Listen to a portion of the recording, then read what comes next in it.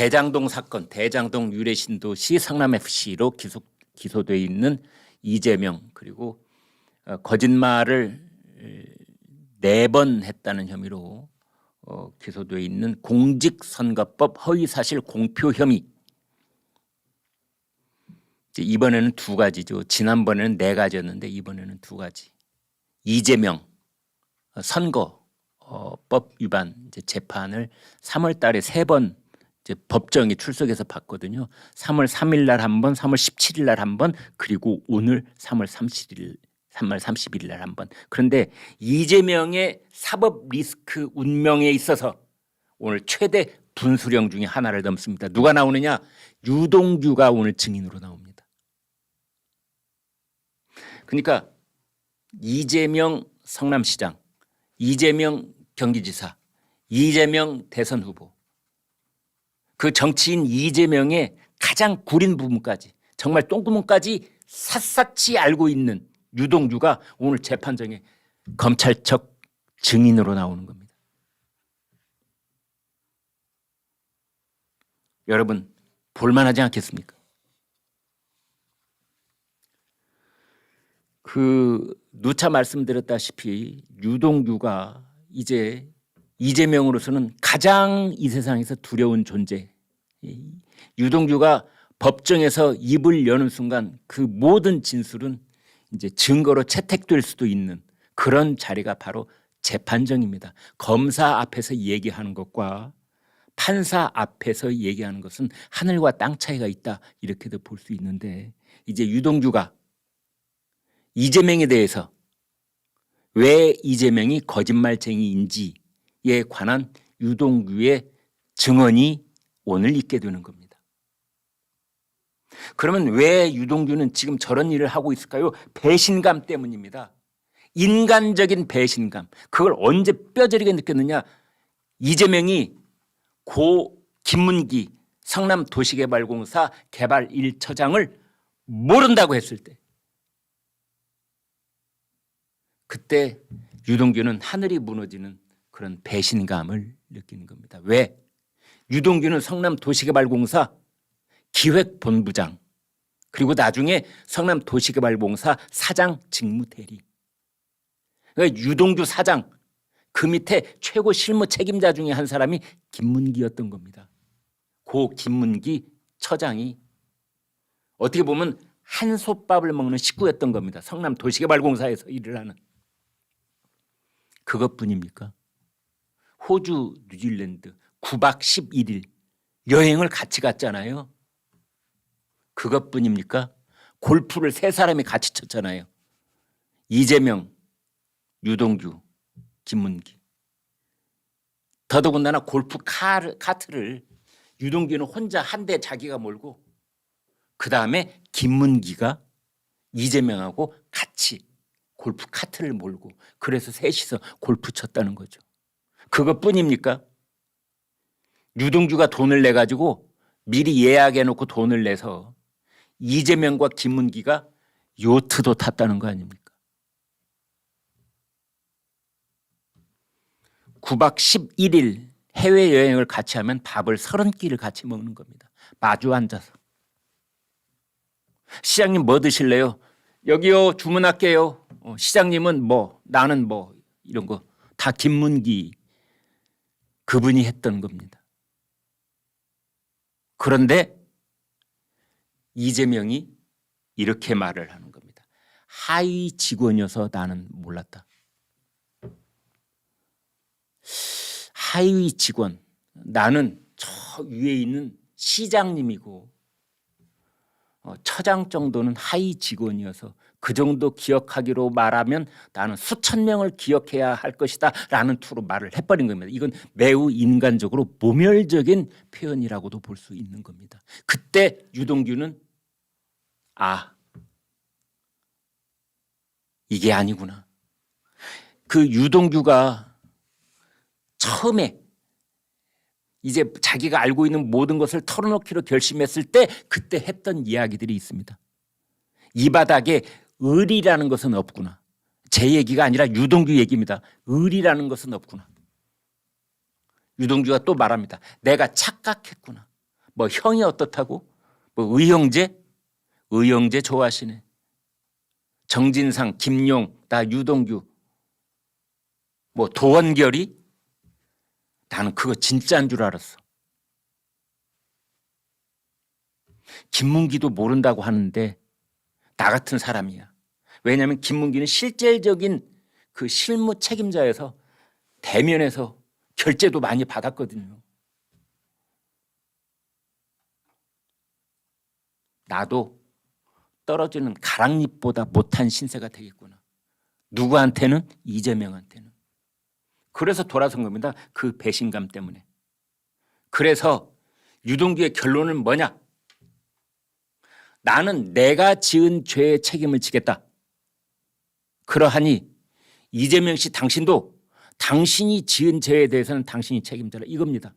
이것도 유동규가 한 말입니다. 나는 내가 지은 죄만큼 벌을 받겠다. 그분도 그분이 지은 죄는 그분이 책임져야 된다. 유동규가 한 말입니다. 그 대면이 오늘 진행됩니다. 아마 서로 간에 살벌한 레이저 광선이 오고 갈 수도 있겠습니다. 서로 노려보고 째려보고 뭐 그런 상황이 올 수도 있겠지요. 이제 결국은 오늘 법정에서는 이제 핵심이 그 공직선거법상 허위사실 공표 혐의이기 때문에, 그리고 그 중에 이제 두 가지가 있는데 이재명에게는 하나는 성남시장 시절에 김문기 도시개발공사 개발 1처장을 몰랐다라고 두 번이나 부인했던 것이 하나 있고, 또 하나는 이제 백현동 옹벽 아파트 개발을 할 때 토지 용도를 4단계 점프해서 바꿔주잖아요. 그게 국토부의 협박 때문이었다라고 거짓말을 했다는 그 의혹. 이제 이 두 가지인데 오늘이 이제 유동규 그 내막을 제일 잘 알고 있는 사람이 나와서 이제 증언을 하는 겁니다. 아마 많은 분들이 그래 누가 더 말을 잘하나 보자, 누가 더 설득력이 있나 보자, 이제 이런 생각을 하실 겁니다. 뭐 이렇게 변호인들이, 양쪽 변호인들이, 그러니까 유동규에게는 검사가, 또 이재명 쪽에서는 변호사가 이제 유동규한테 뭐 여러 가지 질문을 할 수가 있고, 거기에 대해서 유동규가 낱낱이 고발성 증언을 하게 될 것으로 그렇게 보입니다. 이제 그러면서 유동규 입에서 좀 간접적이기는 하지만 그 이재명이 받기로 약정했다는 428억 세금 떼고 공통으로 들어간 비용 빼고, 그러니까 약 1,000억 원이 넘는 돈에서 이것 빼고 저것 빼고 마지막으로 남아서 이재명 측에게 넘겨주기로 약속했다는 428억. 이것에 대해서도 확실하게 증언할 수 있는 사람 중에 한 사람이 이제 유동규입니다. 유동규가 여기에 대해서도 오늘 뭐 기회가 닿으면 얘기가 나올 가능성도 있다, 이렇게 보겠습니다. 그래서 지금 이재명이 가장 두려워하는 증인이 있는데 그 중에 한 사람이 유동규, 그리고 나중에 김만배,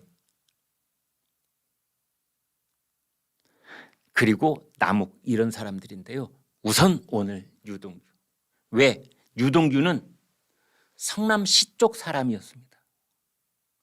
유동규는 처음부터 대장동 일당이었던 것이 아니라 유동규는 처음에 이재명하고 같이 리모델링 사업하면서 그때 인연을 맺기 시작했던 사람이고, 처음부터 끝까지 이재명을 모셨던 사람입니다.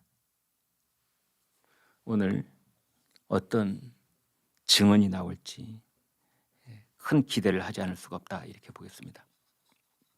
이재명 더불어민주당 대표 오늘 뭐 내부에서도 지금 부글부글합니다. 그 민주당의 권리당원 679명, 700명이 이재명 대표의 직무를 정지해달라고 가처분 신청을 냈고 본안 소송을 냈습니다. 그러니까 가처분이라는 거 하는 것은 본안 소송의 결정이 내려지기 전까지 일단 직무를 정지시켜달라는 것과 그다음에 이 가처분하고 관계없이 본안 소송은 끝까지 가서 내가 당신의 당 대표직을 정지시켜버릴 테야. 이게 이제 본안 소송이거든요. 권리당원이자 유튜버인 백광현 씨, 양천구 서울 남부지법에 직무정지 본안 소송을 냈습니다. 민주당 권리당원 679명이 참여를 했는데 앞서 가처분 신청에는 325명이 참여를 했었습니다. 백광현 씨는 이렇게 말했습니다. 지난번 가처분 신청에 이어서 오늘 권리당원들은 민주당 당무위원회의 졸속 절차에 이의를 표하면서 당헌 80조에 근거해 부정부패 혐의로 기소된 이재명 대표의 직무를 정지시켜달라는 취지로 본안 소송을 시작합니다. 정당의 권리당원이 부패범죄로 기소된 당 대표의 직무를 정지해달라고 이렇게 소송까지 하는 권리당원들이야말로 세계사적인 의미가 있는 새로운 정치 행태라고 생각합니다.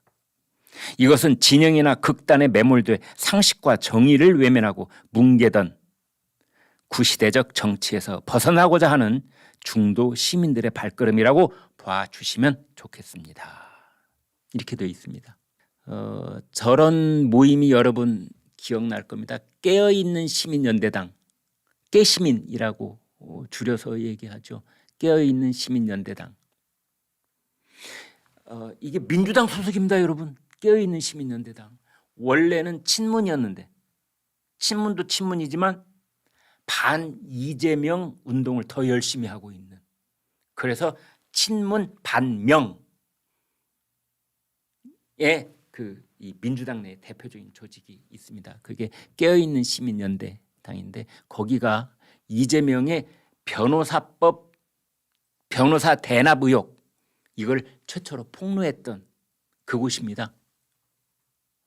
그런데 이번에는 이제 권리당원들이, 그러니까 깨어있는 시민연대당은 변호사법 변호사비 대납 의혹, 그 다음에 이제 이 권리당원 700명은 당 직무정지, 가처분하고 본안 소송을 냈기 때문입니다.